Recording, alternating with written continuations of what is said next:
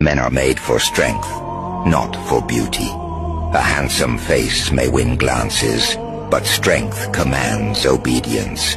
Beauty fades with time, but power grows with discipline. The world does not remember men for how pleasing they looked, but for how much they endured, how much they conquered, how firmly they stood when others fell.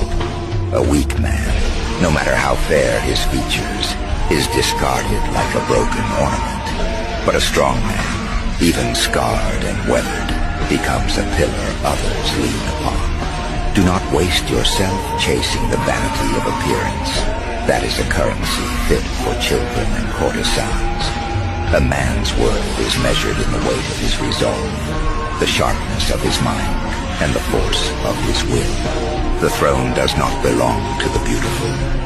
It belongs to the strong.